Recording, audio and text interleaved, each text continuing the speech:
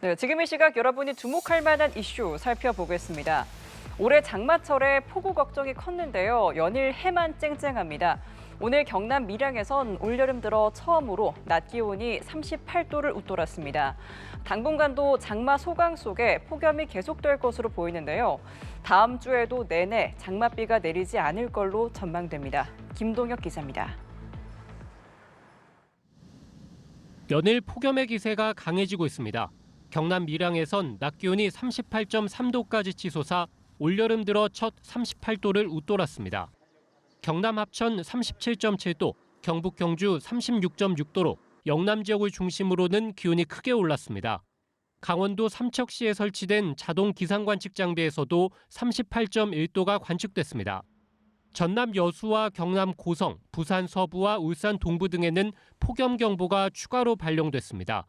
전국 183개 특보구역 가운데 강원 태백과 제주 산간 등 일부를 제외한 174곳에 폭염경보와 주의보가 내려져 있습니다. 남쪽에서 덥고 습한 바람이 강하게 유입되면서 장맛비를 뿌리는 정체전선은 북한으로 밀려 올라가 있습니다.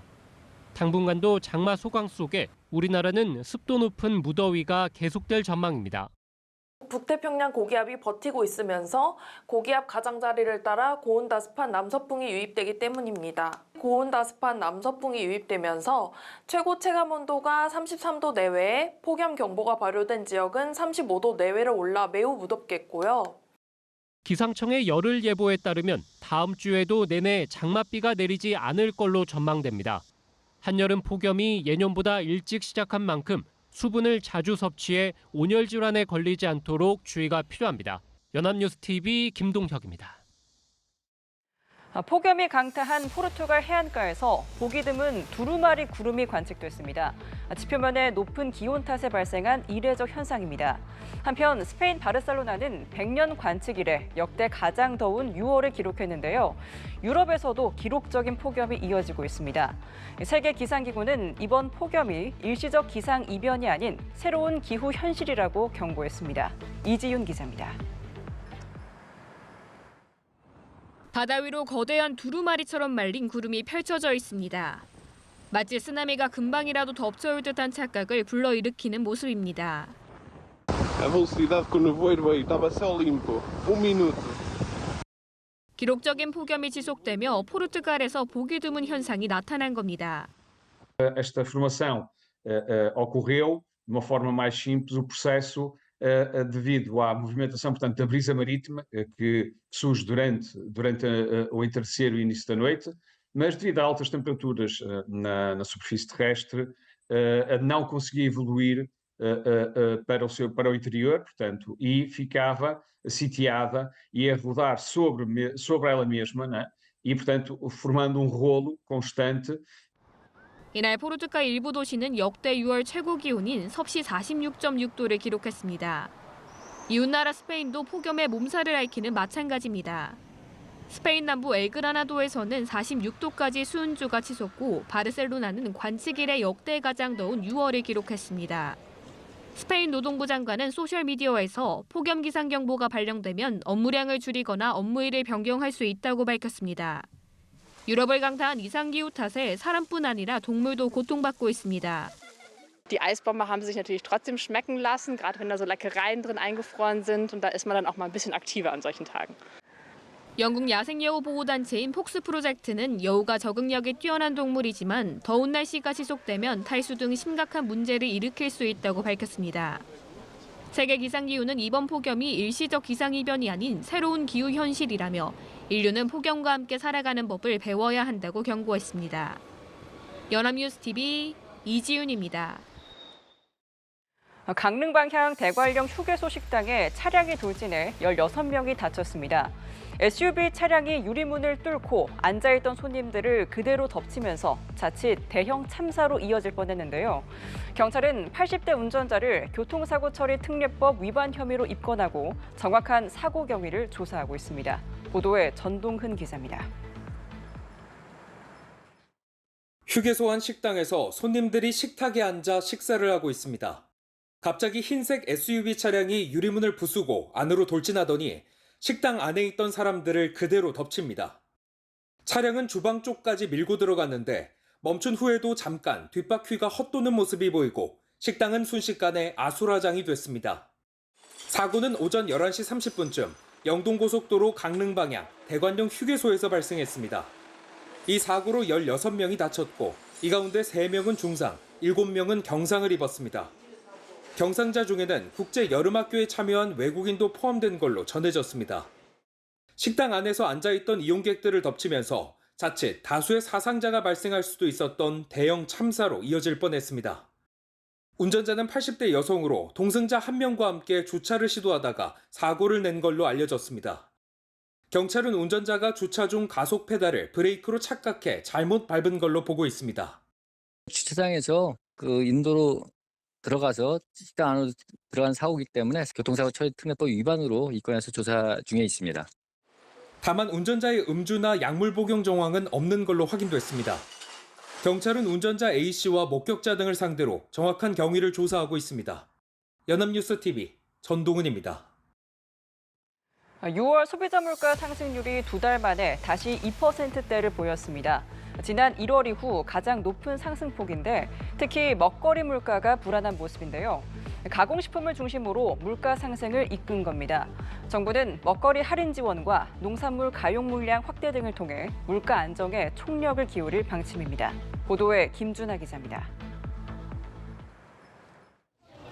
지난달 소비자 물가 상승률이 2.2%를 보여 2달 만에 다시 2%대로 올라섰습니다. 지난 1월 이후 5개월 만에 가장 높은 상승폭으로 특히 먹거리가 전체 물가 상승을 이끌었습니다. 지난달 가공식품 가격은 1년 전과 비교해 4.6% 올랐는데요. 이는 2023년 11월 이후 19개월 만에 최고치입니다. 김치 가격이 14%가량 올랐고 빵과 커피도 각각 6%, 12% 넘게 상승했습니다. 대통령이 직접 언급하는 등 최근 이슈가 된 라면 가격은 21개월 만에 최고치인 6.9% 상승했습니다. 라면 같은 경우에 원재료비 상승 등의 영향으로 인해서 커피, 차, 시리얼 등 최근 출고가가 인상된 품목이 순차적으로 반영된 영향으로 파악하고 있습니다. 농산물 가격은 작년보다 1.8% 떨어진 반면 수산물은 고등어와 오징어, 조기 등 품목을 중심으로 7.4% 급등했습니다. 축산물도 4.3% 올랐는데 특히 달걀의 경우 산지 가격 상승의 영향으로 6.0% 뛰었습니다. 아울러 지난달 외식 물가는 3.1% 올라 5개월째 3%대를 유지했습니다. 소비자들이 민감하게 느끼는 생활 물가 지수 또한 1년 전보다 2.5% 올라 체감 물가 부담은 여전히 높은 상황입니다. 정부는 먹거리 할인 지원과 할당 관세 시행, 농산물 가용 물량 확대 등을 통해 물가 안정에 총력을 기울일 방침입니다. 연합뉴스TV 김준하입니다. 도널드 트럼프 미국 대통령의 국정 의제를 포괄한 법안이 미국 상원을 가까스로 통과했습니다. 민주당 상원 정원의 반대와 공화당 이탈표까지 나오며 통과가 불투명했지만 벤스 부통령이 찬성표를 던지며 상원을 통과한 건데요. 탄력을 받은 트럼프 대통령은 곧바로 상호 관세 유예는 없다며 압박에 나섰습니다. 워싱턴에서 정호연 특파원입니다. 하나의 크고 아름다운 법안이라고 이름지었던 트럼프발 감세 법안이 미 상원 문턱을 힘겹게 넘었습니다. 감세와 불법 이민 차단 강화 같은 트럼프 행정부 국정 의제를 담은 이 법안은 민주당 상원 전원의 반대와 공화당 이탈표까지 나오며 통과가 불투명했지만 부통령이 찬성표를 던지며 상원을 통과했습니다. On this vote, the yeas are 50, the nays are 50. The Senate being evenly divided, the Vice President votes in the affirmative. The bill as amended is passed. 트럼프 대통령은 법안이 통과될 무렵 이 법안을 여러 차례 공개적으로 비판한 옛 측근이자 테슬라 최고 경영자인 일론 머스크를 직격했습니다. 남아공 출신 미국 국적자인 머스크를 남아공으로 추방하는 일도 살펴봐야 할 것이라고 말하며 다양한 불이익을 줄 수 있음을 경고했습니다. Now he's upset that he's losing his EV mandate, and we accept. Yeah, he's very upset about things, but he could lose a lot more than that. 법안 통과로 한층 홀가분해진 트럼프 대통령의 시선은 이제 관세로 옮겨갈 전망입니다. 하루 전 케빈 해시 백악관 국제경제위원장도 법안이 통과되자마자 대통령 집무실에서 관세 관련 마라톤 회의가 열릴 거라고 밝혔습니다. 트럼프 대통령은 각국과 무역 협상이 잘 되고 있다면서도 매우 큰 사안이라 복잡하다고 말했습니다. 전날 미국산 쌀 수입에 소극적이라며 비판했던 일본을 콕 집어 상호 관세율을 기존 24%에서 최대 35%까지 상향 조정할 수도 있음을 시사했습니다. 그러면서 상호 관세 추가 유예는 생각하고 있지 않다고 선을 그었습니다.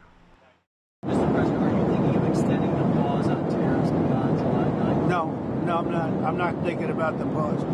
I'll be writing letters to a lot of countries. 일괄 타결도 단계별 합의도 심지어 유예 기간 연장까지도 아직 확정된 건 아무것도 없습니다. 트럼프발 관세 전쟁은 이제 2라운드를 시작했습니다. 워싱턴에서 연합뉴스 TV 정호윤입니다.